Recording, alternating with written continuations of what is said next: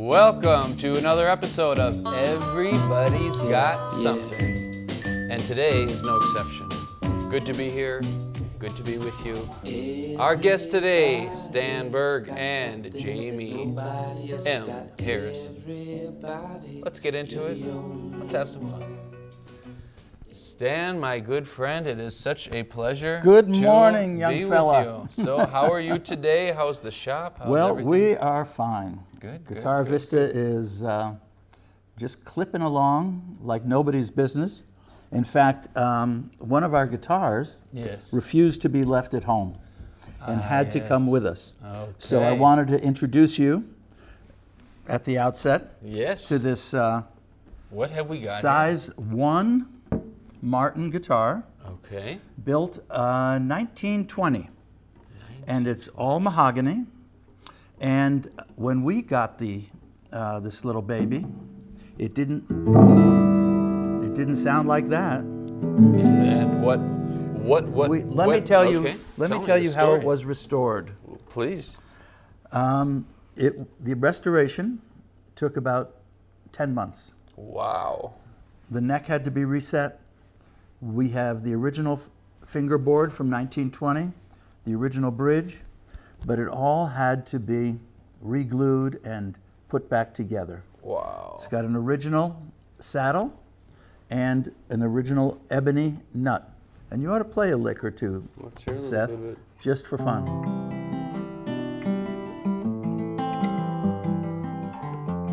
So we're really proud that this guitar came through in such nice shape. And it's the kind of model that I always hoped I would have I would be able to meet and play with and visit with over time. Yes. Because I've been interested in instruments for nigh on to 60 years. Yes. And that was going to be one of my questions. Sure. And I want to talk more about this guitar. Sure. But how did you first get into instruments in such a way? You know, a lot of people, I like guitar, but it's really your life and has been for a long time. It has been. Is there, as a primary and as a secondary and as a tertiary level? Yes. I didn't have any instruments as a kid. Really? But I did listen to a lot of music. In fact, the first records I remember were 78s, and my parents were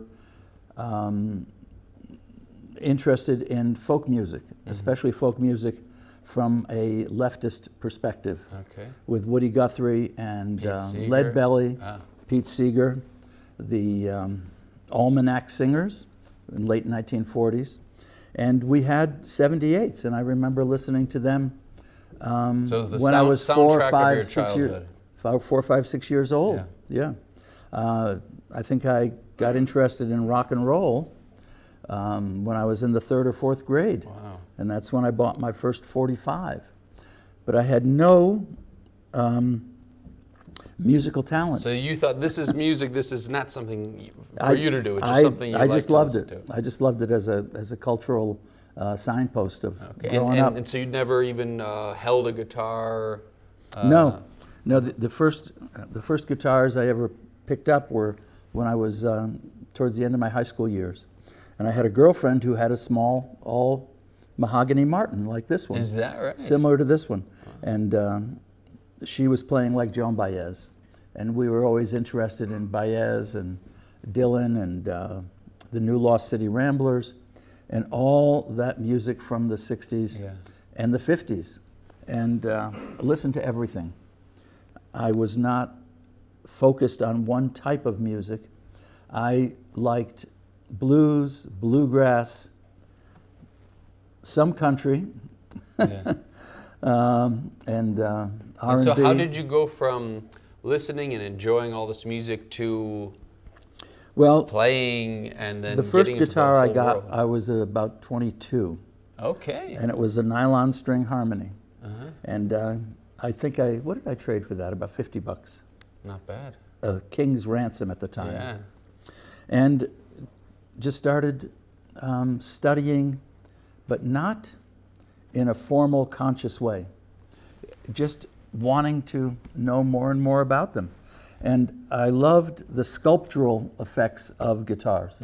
I love the curves. I love the way they're put together, and the materials. They're just, when we look at this little guy, we figure that if this was built, and it was in 1920, the back and sides are mahogany that was probably cut in the 1880s. Wow.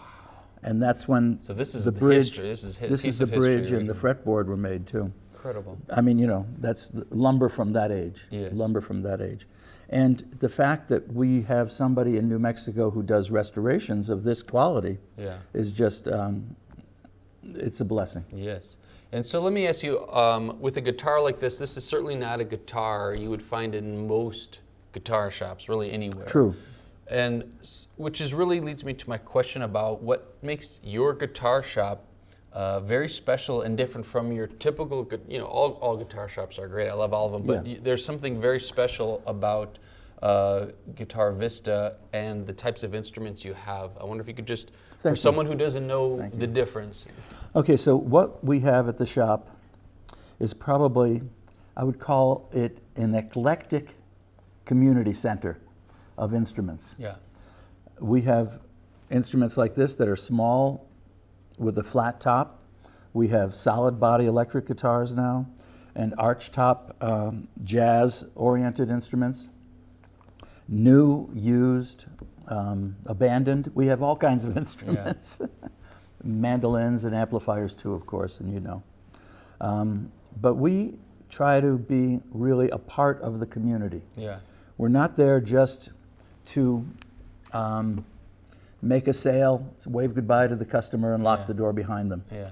We have people who come to us because they've heard about us, because we've been pretty accurate with what they may be interested in, and what kind of music they want to play. Yeah. And of course their pocketbook.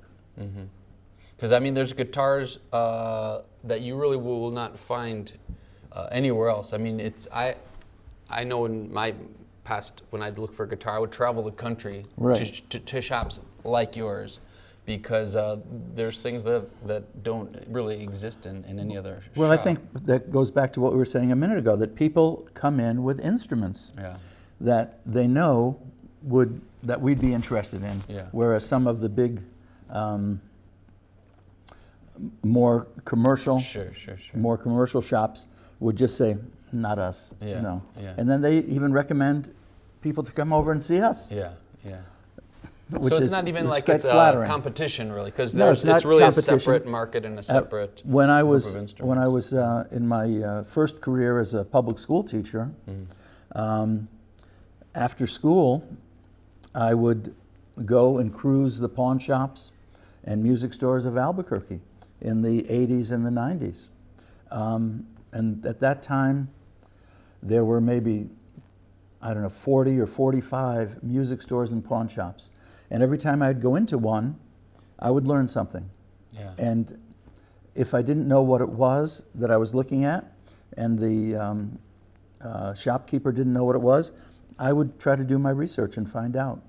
And back before the interweb, we used to get lists, stock lists, every 2-3 weeks, every month, of different shops all over the country. Wow. And I found out about a lot of those through a magazine called Sing Out. Okay. Sing Out magazine, I don't believe it's published anymore, but Sing Out and Frets magazine were early, before Vintage Guitar magazine came along, and there were quite a few that would have little pocket ads, and we would just investigate and see what we could find, and ask questions, and visit places and get instruments explained to us, so that now I can pass on a lot of information. So let me ask you this, for guitar level lovers, and especially people who appreciate very, very special instruments like the ones you carry, might think you have a dream job. And for you, it's every day, so maybe it's not. It's like, okay. Well, but my question is, how? Because it didn't happen overnight. You didn't go to apply for a job here. You have in just a couple minutes, if you could tell from when you first, I don't know, worked in your first guitar shop, or to where you are now. If you could just give us a little chronology. I was interested in instruments in Albuquerque when I got here to go to graduate school. And I always was looking around and going through music stores and meeting the people behind the counters and trying to find out, what am I looking at? Yeah. What do we have here? And sometimes the shop owners, as I said, didn't know. Yeah. And I would go back and I would start collecting volumes. Right now, instead of looking on the web for information, I think I have a library of several hundreds of books about the history of building, about guitars, and some about current values, but they're average based on the whole country, not just on our New Mexico marketplace. Yeah. But the other thing I did was I insinuated myself into a store called Encore Music. Yes, which is where we met in 2002. Yeah. You don't look a day older. You look. I feel like we're back there now. Yeah. Anyway, but I started doing that because I had a passion, which I still have, about acoustic instruments. Now, it has grown to encompass mandolins, banjos, as I mentioned, jazz guitars, archharp, ukuleles, many, many different instruments, because we are always learning. Yeah. In fact, one thing I like to say is that every time at the end of the day in the shop, I think I've learned something. Yeah. Maybe not about an instrument, but about people. Yeah. And we try to make it comfortable for people to come in. Yeah. In fact, people who have just come to Albuquerque and come in the shop just feel at home. Yeah. And it's a very special experience. Whenever I come in there, I feel like I'm in like the neighborhood center of town. I feel like I make a friend every time I come there. In fact, one of our customers said that we should have a Cracker Barrel, like the old country store or a barber shop, because people just felt at home there. It's a very special place. So the more I learn, the more I can pass on to people, and not keep secrets that are findable easily. Yes. And appreciation. Yes. Well, it is. The shop is a treasure. You are a treasure. The instruments are a treasure, and we'll look forward to talking more with you and Jamie in a little bit. Sure. But it's great to just get a snapshot of your story, and it's just inspiring to see how your love and passion for the guitar has been able to play a role in your life, and you share it with other people, and thanks to you, people can get the right instrument for them in their hands. And hopefully, and God bless you for that. Yeah, well, thank you for saying that. Yes. It's a lot of fun for us too. Yes. It's a lot of fun for us. Well, we're going to talk more with Stan in a little bit, but you definitely got to check out this shop. You will find instruments like nowhere else, and in our humble Albuquerque of all places. Mm-hmm. All right, so we're going to have a talk with our buddy Jamie, but it's been great talking to you for right now. More in a moment. Thank you. Yes.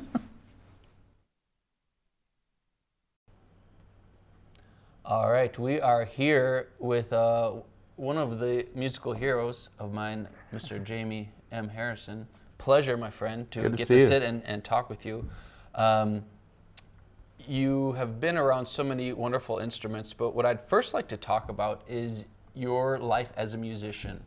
I follow you online, and just when we have a chance to catch up, and you're pretty much always doing some pretty awesome things in many places. I wonder if you could tell us just a little bit about the life of Jamie M. Harrison right now.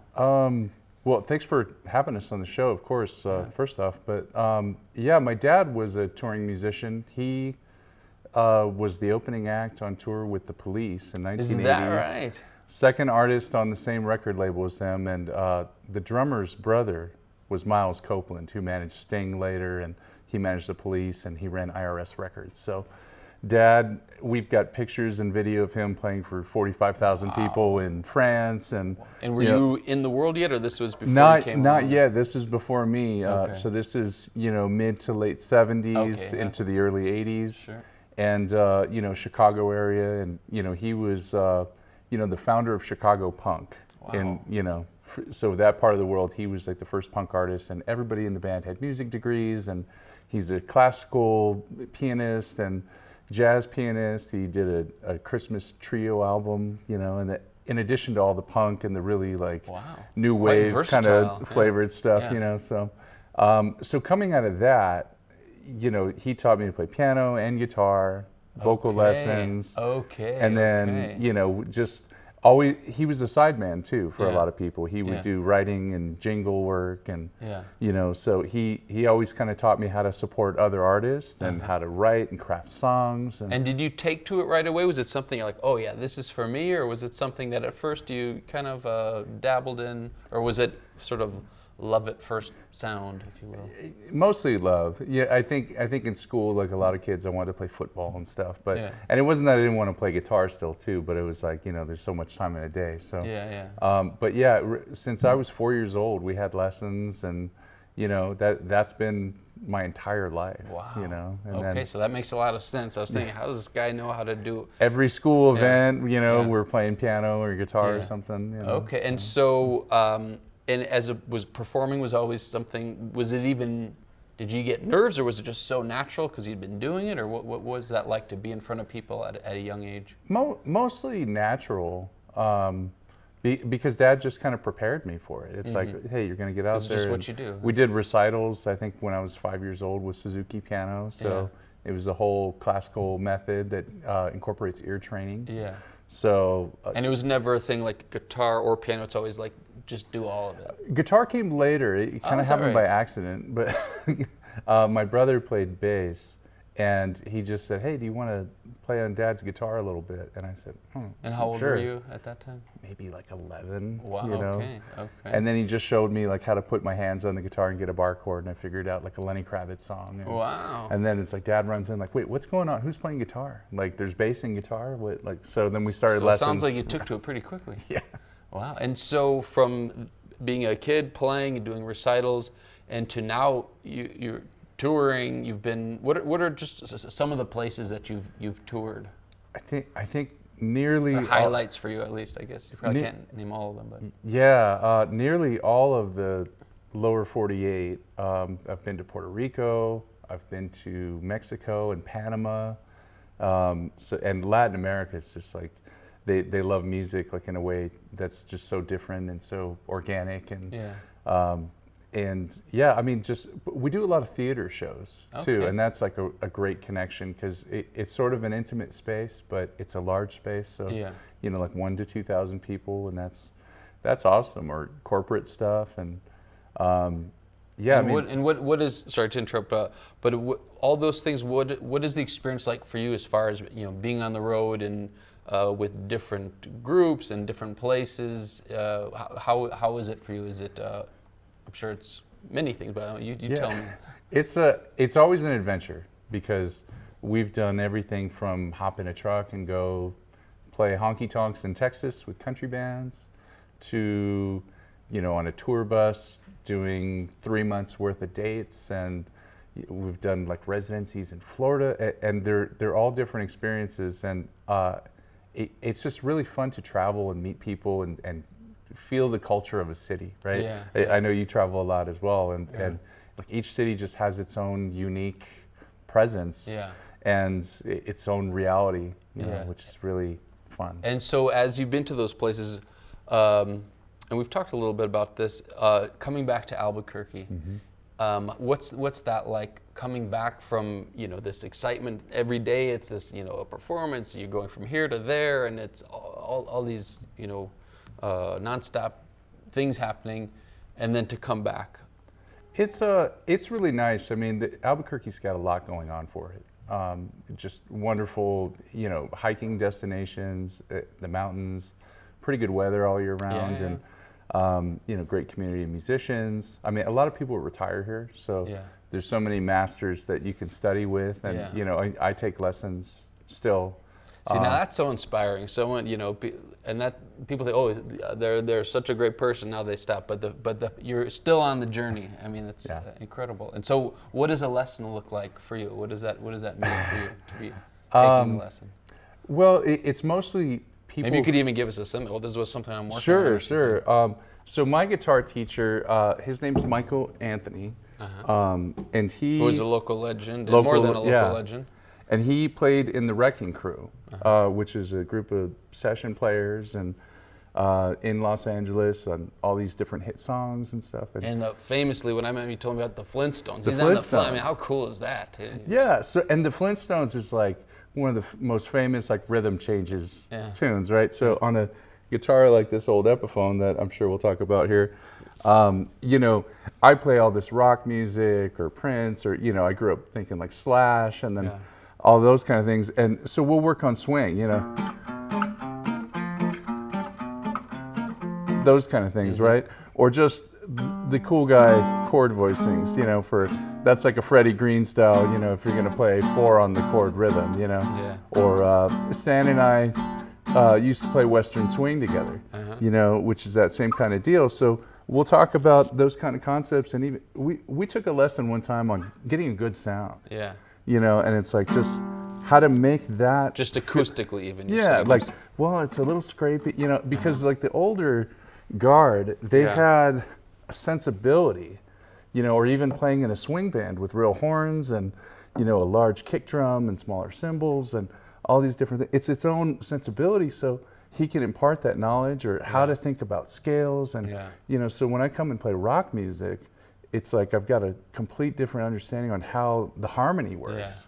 You know, and then now I'm starting to play with jazz bands and, you know, but integrating something I don't know about and really getting under the hood and seeing how it works. Yes, yes. And so it sounds with all this music from all these different genres, is there an area of music or something with music you haven't done yet that's something you're like, you know, one day I would really like to do this, either to play somewhere, to play with someone, or what's something musically, you know, I want to do this? I haven't got to do like a proper big band yet. Okay. I would really like horns love to. And everything. I've gotten to do smaller ensemble, you know, where there'd be, you know, 2 to 5 horn players, you know, saxes, maybe a trombone, but you know, like a big band where there's like 3 of every, you know, Albuquerque Jazz Orchestra, AJO. That's super cool. So I've been kind of working towards that, you know, studying old swing and, you know, Benny Goodman and Duke Ellington. And would you like to just be in, would you like to lead a band like that, or just like just tell me when to show up kind of? I mean, just to like be near it, you know.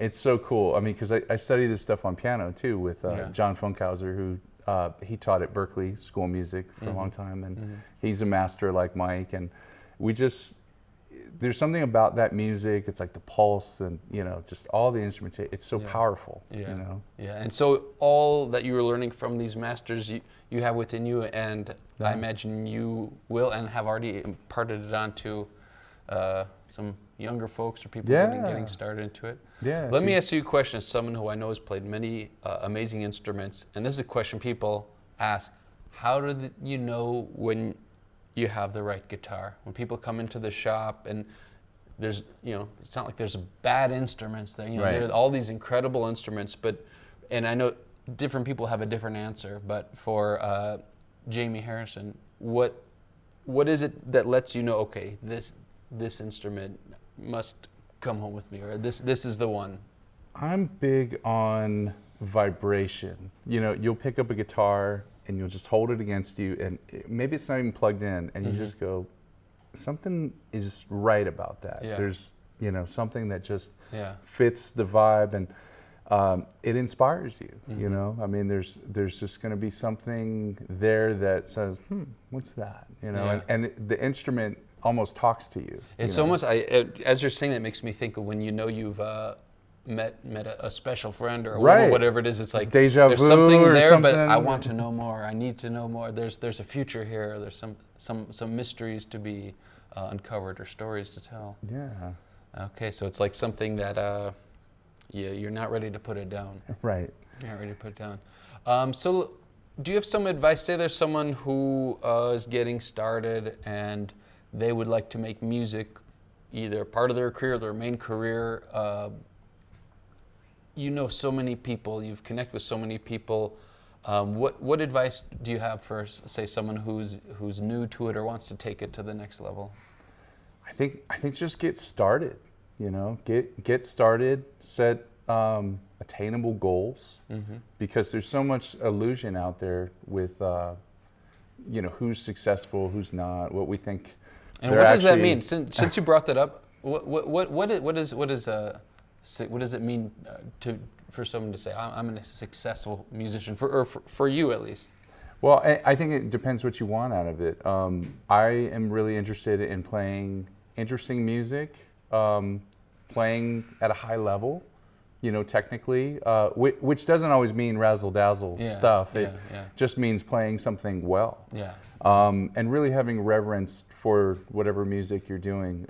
So to love what you're doing, to be interested in what you're doing. Yeah, and to do a good job. I mean, so it doesn't always mean, you've got the biggest 1099 that you can show everyone. Sure. I made more money than you. I mean, that can be one definition, but that's success for your parents, or maybe not. Your parents are musicians, so they understand. But I mean, I get to live a creative life. Yeah. I get to meet all different kinds of people, different walks of life. Some are rich, some are not so rich, but it's all love, and it's all inspiration and art and creativity, and getting to travel. I mean, and see.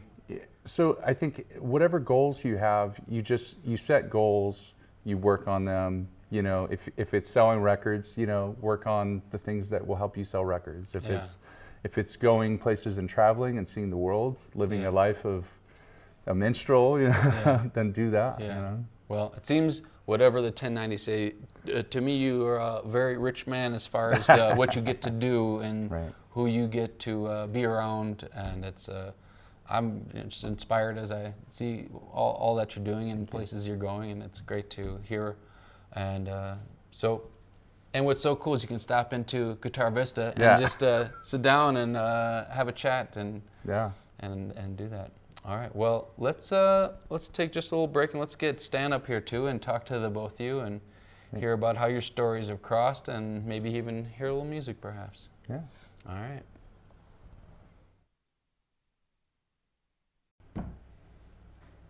All right. Well, here we are with these two fellas and these incredible instruments. Stan, I wonder if you could just tell us about the instrument you're holding. Maybe if each of you can tell us a little bit about the instruments that you're holding, and then maybe we can hear them together. This is what we call a flat top steel string guitar. It's got an Italian spruce top and a figured mahogany back and sides. You'll also notice that it has a slotted headstock, unlike the guitar that Jamie's holding, which has a solid headstock. So this is a guitar made in Lewiston, Maine by the Bourgeois Company, Bourgeois.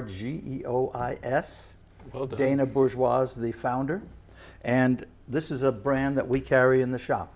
This is the best, highest quality new brand that we carry. And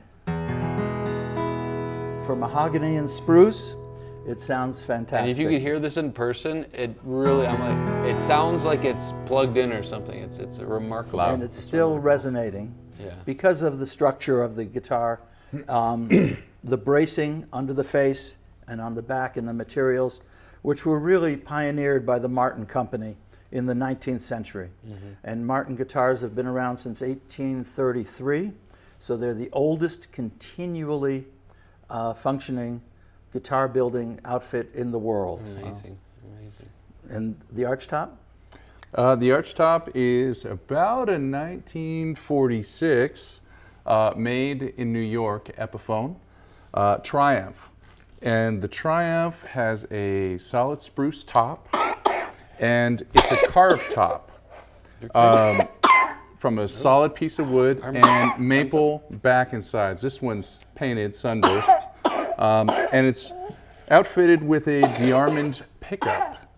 And these arch tops are really special. They're the guitars of swing music, like we were playing earlier. So made to really thump a big band and keep time and move everything along. They're really incredible resonant instruments. No. Very cool. And before we get to hear you play something together, I know Shane would like to hear. I wonder if you could tell us how your paths crossed. How did you two connect with each other? No. Well, once upon a time, Jamie worked at a large commercial establishment. Yes. And I used to go in there to look around at their guitars, and he was in charge of the keyboard room. Go ahead. Yeah, you know, keyboard, because I play a bunch of stuff. Guitar Center is a much different type of outfit than GuitarVista. Has its purpose. They both have their purpose. Yeah, both have their purpose. But, you know, Stan and I talked a little bit and got along well, and he gave me a card. Wait, so you met at Guitar Center, so you were there? I think so. I think the first time, yeah. But as I remember also, somebody said, hey, the shop you got to go check out. I think it started because there was that place, Rumble Seat, which was all vintage kind of stuff. The guy kind of had a retirement place here. But he said, another really cool place you should check out is GuitarVista. You're ready for this place? Yes. Because I kind of wanted to get off the beaten path. You know, we're talking special instruments. Boy, are you off the beaten path. and you know, we just connected, and I started buying guitars from Stan and hanging out a lot, and we, you know, grew a friendship, and now we work together at the shop. And well, very cool. It's, we're really happy that Jamie brings his expertise in. We have the passion. We know the woods. We have an idea of what things should sound like, but he can make them sound the way that they're supposed to.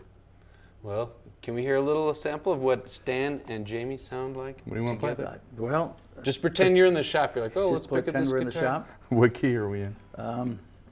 Simple or hard? We better go simple.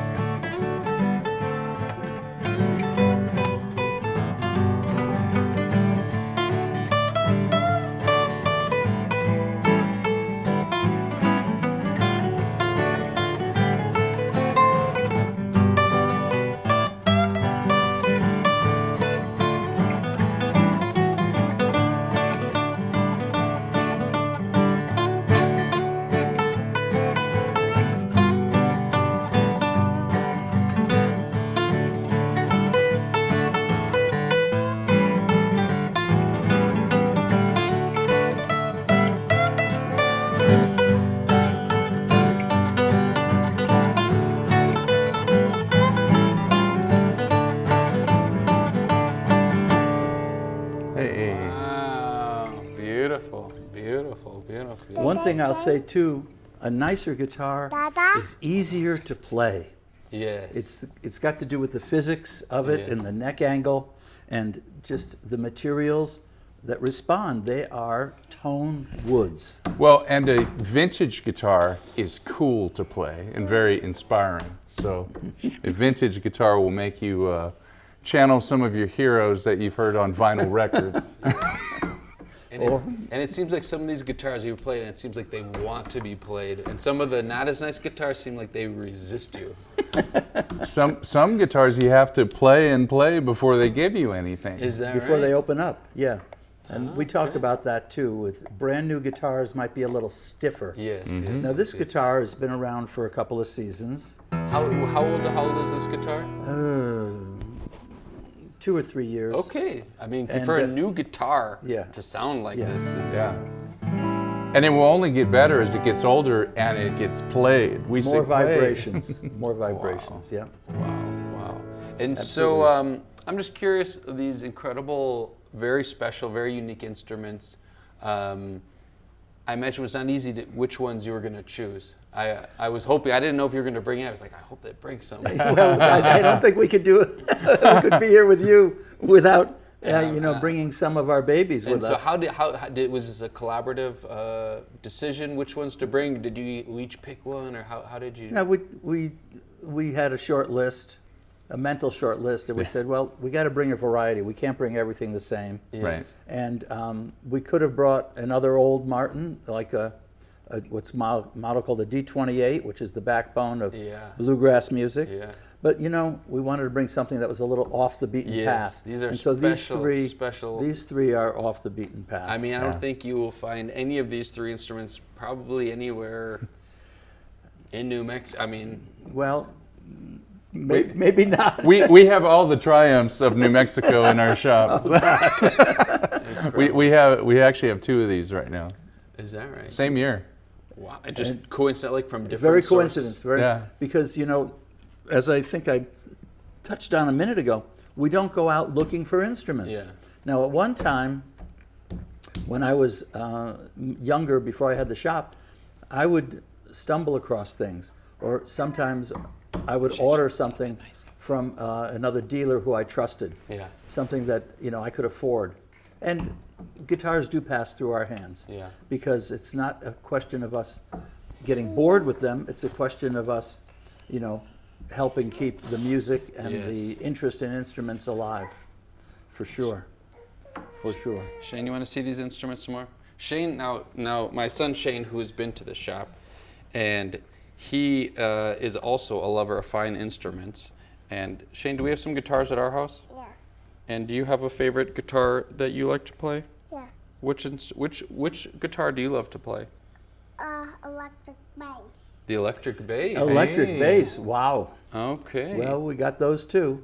They have all those amplifiers, and many different brands, new and used. Yes. We have used Martins and Gibsons and Fenders, which are the biggest brands in the country. Well, this is going to be another one of your customers. And then we have the new Bourgeois, new Guilds. Eastman. Eastman's is our strongest brand. Yeah. And Cordova for classical guitars. Recording King. Did you mention Recording King? I didn't, but Recording King, and some Spanish guitars like Ramirez. Yes. And Cordoba. some locally built instruments like Pimentel. Often Pimentels. We have quite a few Pimentels right now, and we also have, some other smaller builders whose names aren't going to be familiar. Yeah. And is there? So Jamie, is there? If you could choose, say one day Stan said, Jamie, you've been such a fine friend and good for the business. You choose. I can only let you choose one.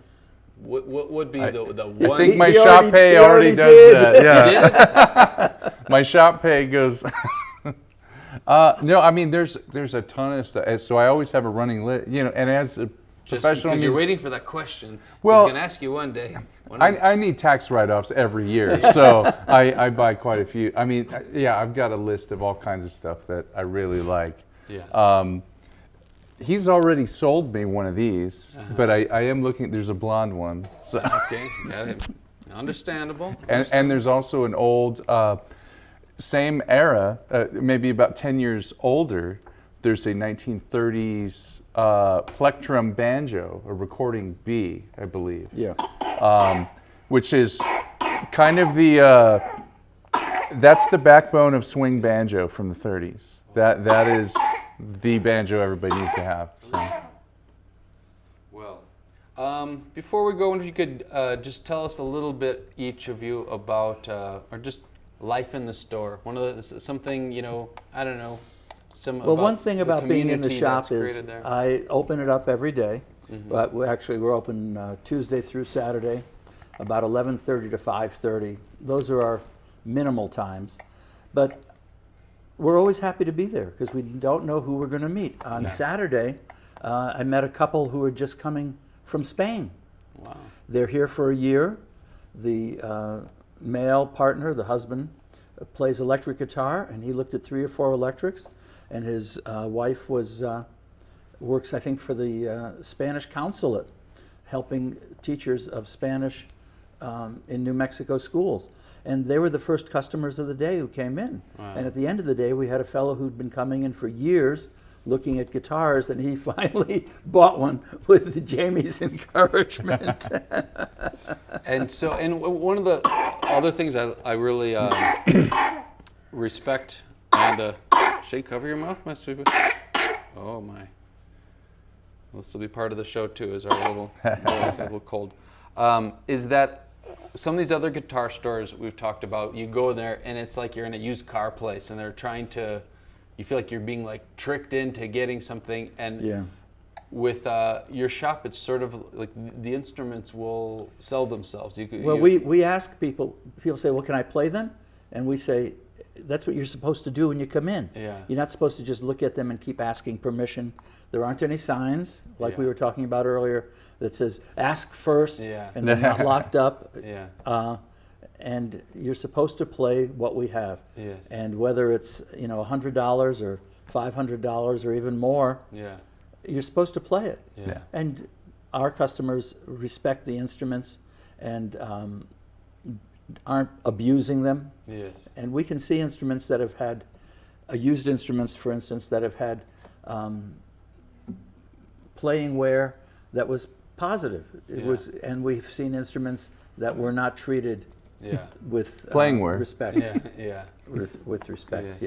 Well, I want to thank both you guys for being on the show, but also for having this treasure. I mean, I always say we have local treasures on the show, but which you are definitely local treasures, and your shop is truly a treasure. So I just want to encourage anyone who, whether you're looking for a guitar or an instrument or not, just to go in, have a talk with you guys, just enjoy the feeling of the guitar. And I really like how it's kind of like this place in the neighborhood where you're going to make a friend and you're going to see some true And we have had works of people art. who've put together combos in the shop.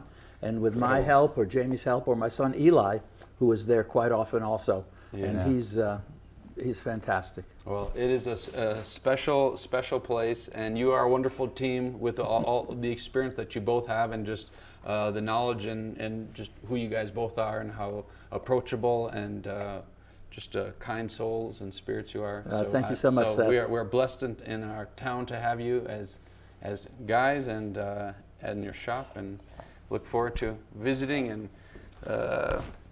taking home some of those guitars.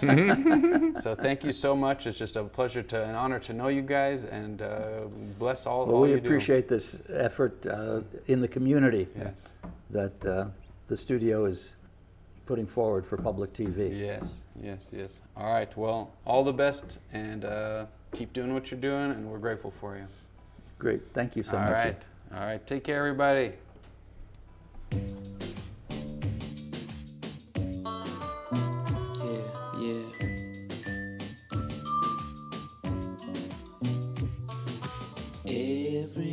Everybody's got something that nobody else has got. Everybody, you're the only one.